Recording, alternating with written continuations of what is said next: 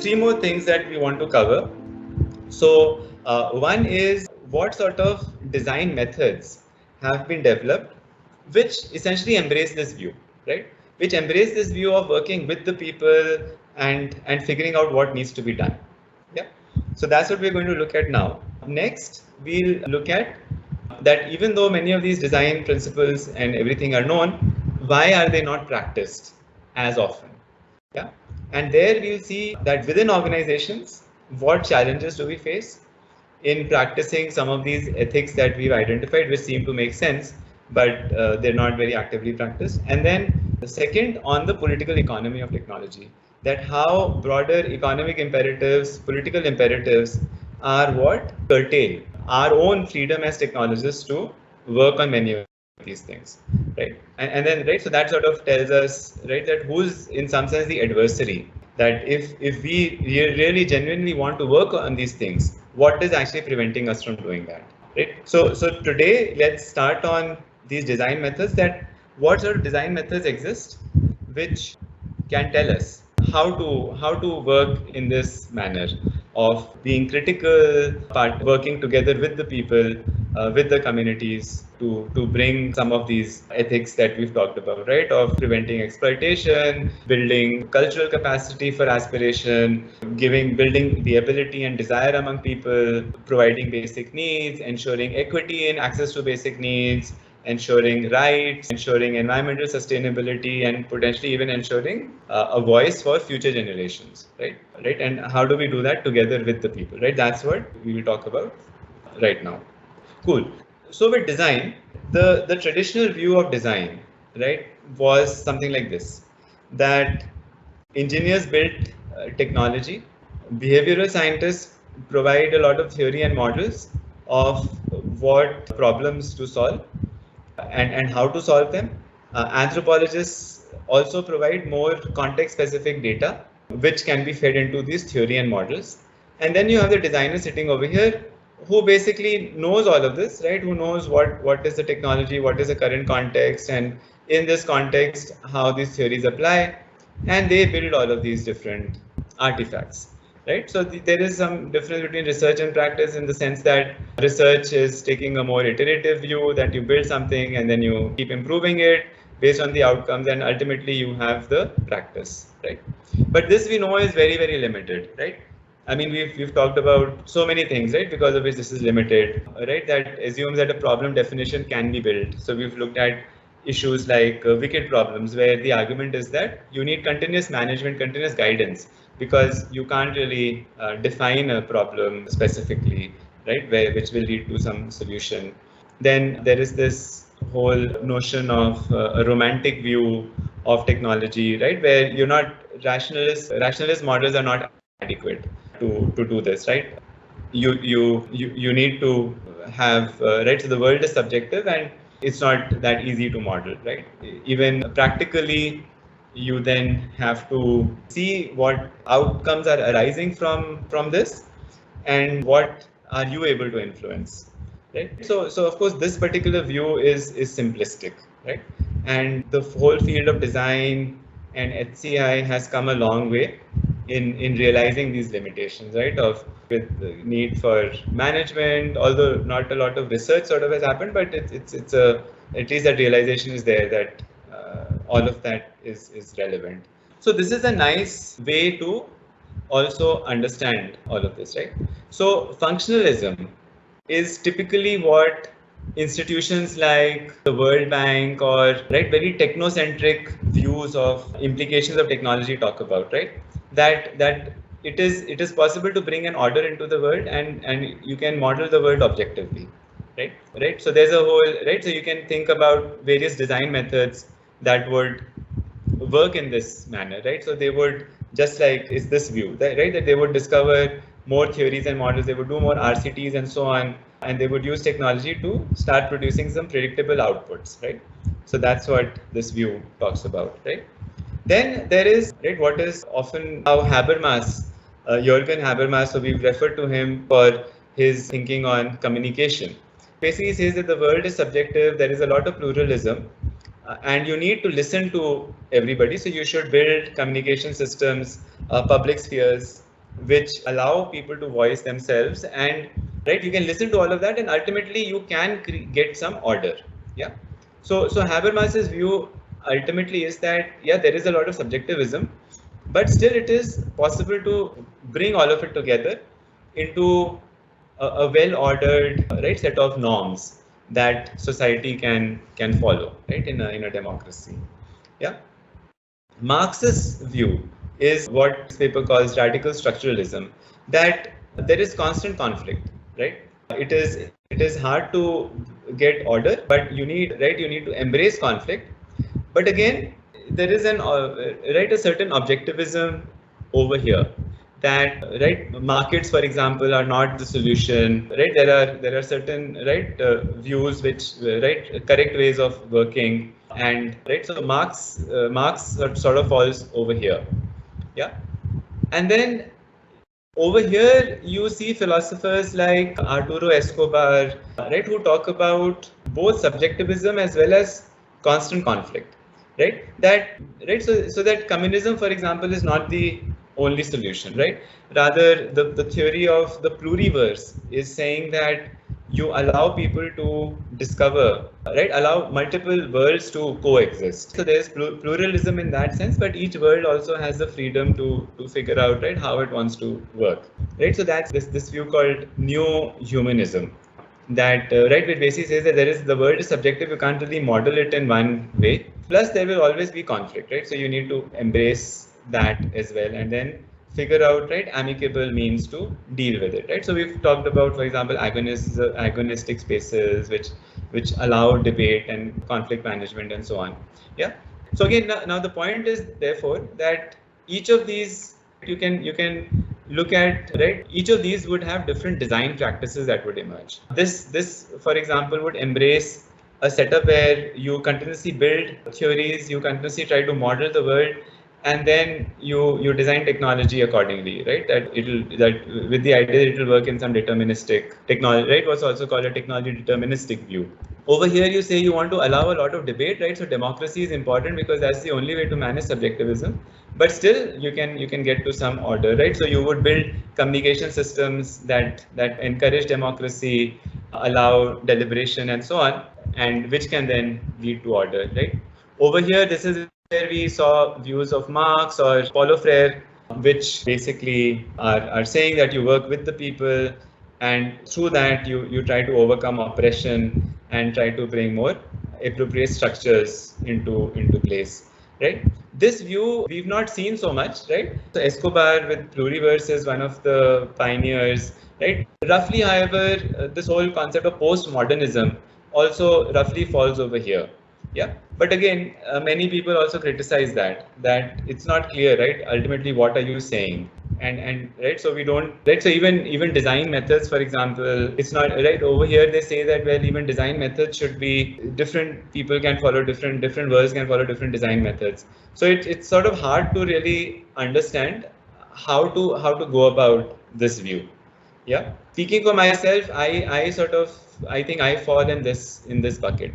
Yeah, and that's what the previous module that we talked about, right? That's what it was all arguing for, right? That what we need to work for is, right, to work with communities to overcome oppressive power structures, right? To build better world. Yeah. Right. So this one is still unclear in some sense, right, of how to pursue all of this. Yeah. So that's right. So you can think of how, right, each one of these quadrants would have its own set of design methods. Yeah. So this is the same thing. Now in the HCI field, right? So I'll come back over here. Now in the HCI field, there is a vast range of different methods that have come up, right? So there's something called critical design, right? Which, right, that we saw that 2x2 quadrant earlier, which basically, right, says you work with the people, or you work and then you can choose to work in a combative antagonistic stance, right? So that's one way to think about it, right? Then we've seen views that, well, design technology so that it becomes closer and closer to humans, and we've seen some people trying to do that with artificial intelligence. Yeah. right? Then there are a lot of things on user-centered design that you see, right? How can you make technology more easy for people to use? How can you discover how people use technology currently, or what new technology can they absorb, right? So there's a whole bunch of models over here. Then we've talked about participatory design, and we look at it in more detail as part of this module.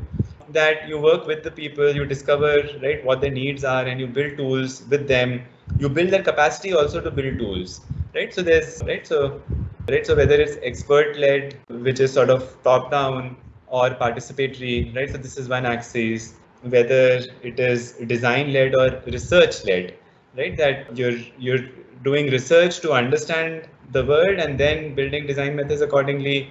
Or you say that, well, I don't care so much about research, I'm just going to think about from a design lens and see what works. Yeah. So there's a range of different design methods, and now it right from a surface it will seem very messy, because these design methods have been built by different people, coming in from different contexts. So it's not that any of these papers say that our method is about functionalism, or our method is about neo-humanism, right? And right, or our method is more expert led or participatory and so on, right? So when we look at different design methods that people talk about, we have to do that work, right? So we have to see that, okay, where is this author coming from? Are they talking about a world which is more functionalist, or which is more relativist and subjective, right? Or is it a more expert led or a more participatory, right? So that work is left for us, because over the years, right, there's a wide range of these design methods that have been developed, right? So I just mentioned, right, a couple, right, just so that we know, right? So design for development basically takes this approach that right, it's more of an expert-led approach, I would say, which tries to understand the needs of people and then build technology for that, right? And again, we've looked at so many shortcomings, right? That if you've not thought of it critically, then your interpretation of these needs might be incorrect, and you might end up building something which is not needed, or yeah, right. So Toyama says that that's one reason why you should not try to infer needs, but rather you try to infer, right, what are the aspirations of people, and you try to shape these aspirations, right? So that's right. So that you can see is more. It's a more participatory method, right? It's a more participatory method, and which is also letting people choose, right, what to do, right? But one of the criticisms also is that these aspirations that you're helping people to choose, right? People might be misguided by the media and everything that they see, and you yourself might not really understand the global forces which are because of which you might have chosen some particular technologies that you think are going to be useful for people.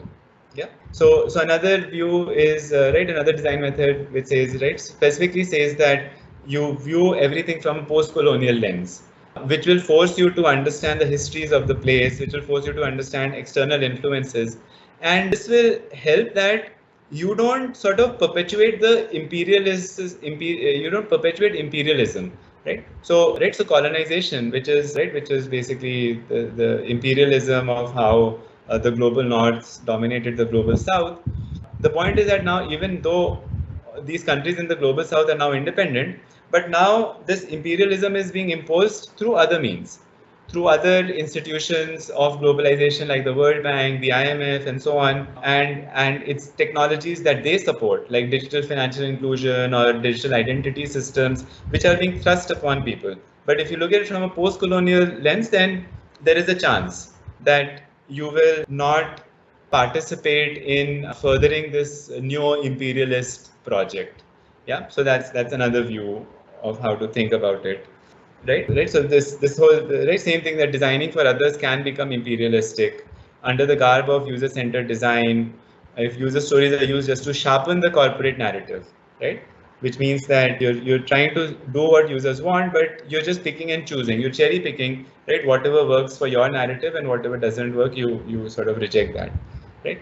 Right. So you need to be careful that when you're designing for others, you're not really imposing your own view. It's again saying the same things that we've been talking about, that therefore more participatory methods are needed, and then you need to figure out how to bring this participation. Then other people, right? So they say that, well, what should be the values through which you can do this in a better way? So they say that, well, you can think about apathy, sympathy, and empathy. Empathy is what you need, right? Apathy, of course, you're saying that, well, I don't really care. I'll just outsource my morality to law. Sympathy is also not enough because it does not really help you understand what is the problem, right? It's just the current setting that, okay, you're just trying to help, right, the person get right, do some, right, just feel better, or just do some small next step. You're not really getting to the core of the problem, right? But empathy will help you, encourage you to look for the real problem. So again, right, all of these are right. So you, assets based design is another very popular a term which you hear in the design literature these days, which basically says that you try to infer needs of people, but to fulfill these needs, you leverage the community itself to do that, right? So essentially, you're empowering the community to do more interesting things with the technology and to fulfill their needs. So this is fine, but again, we see that this is the more expert-led kind of a mindset, right? It's also a more functionalist kind of a mindset where you're saying that, well, I'm able to infer the needs and I'm able to design technology, and then I'm trying to train people. I'm trying to identify who are more tech savvy people in the community, what are the assets in the community, who can do this, right? Right. So again, right, you can see how there are limitations to any of these things, right? A same right process called communitization, right, which is often how new technologies make their way into new markets. How technologies make their way into new markets, right? So here the idea is that you've built something, but you identify what they call human access points, HAPs. So these human access points are basically more advanced users in the community. So very much like assets-based design, and they will be able to appropriate the technology for others. Yeah. And they'll be able to customize the technology for use by other people. So it's slightly better in the sense that you're not imposing the technology, but you're providing some basic tools which can be customized in different ways by the apps for their community, right? So this is pretty much. So we've talked about Gramvani and the volunteers that we work with on the ground. So these volunteers are pretty much like apps, because they are the ones who go and tell more people about the technology and encourage, and they also craft, they know the needs of people, and they're able to think about what are the right use cases. Yeah, so it's more participatory, but of course, right, as we've talked about in Gramani's context itself, right, so that it leads to people being able to challenge power structures, you have to really work hard to sort of guide the use cases or nudge the use cases towards something that you feel is more important, right? Or work with the community to figure out, right, what are the use cases that they feel are more important. Right. So again, right, it's taking this view of being more participatory and more practical in terms of how to encourage adoption of various technologies, right? But it's not easy to enable this discovery of use cases. Yeah. Trust is another component we've talked about. That so there are design methods which say that you build trust in the community, because only then users will adopt these technologies and do interesting things with it. So again, you can imagine, right, that alone will often not be sufficient, and it can also be misused, right? So you can right, try to create trust, but you actually might be just be manipulative in thrusting your views on people. Yeah. So again, right, that it may not always work. Yeah. Right. So the bottom line basically is that there are all these different design methods, and you can try and situate, right, that which ones are more participatory or expert led, which ones are design led, research led, or this is another framework that is useful to think. And then for each of these, we know some shortcomings, right? So any design method that you see, you can actually think about what are some shortcomings that the methods might hit upon, or challenges that the methods might hit upon, right? And what you need to get all of this right is, right, various points that we've discussed, right? Need for more participation, need for actually genuine participation, and working with the communities to understand what they can do, and only then with working with the communities, can you really build an understanding of where they're coming from, right? The post-colonial lens, look at local histories, right? So when you look at it from a critical design perspective, then you start realizing how these local histories have resulted in certain oppressive structures, and then what's the right method to go about to address them. Yeah. So now next time we look at some of these methods which are more in line with the view that we've gotten to, right? So we look at participatory design in more detail and what challenges arise in that. Yeah. Similarly, we look at action research, which is pretty much participatory design, just more towards research. Yeah. And what are some useful things with that? Yeah. So we look at that, and all of these methods exist, right? So that's my point, that a lot of thought has gone into this. There's a lot of experience, right? So after this module, we'll then start seeing that despite so much of knowledge, right, why are we not able to follow these methods, right? So that's where we'll then talk about limitations within organizations and constraints imposed by the broader political economy, right? So that will pretty much conclude then the course, because it would have given us a very detailed view of both why these ethical issues arise from a technology standpoint, and then also a broader understanding of the overall ecosystem, which can hamper, right, us from realizing some of these ethics that we've talked about. Yeah.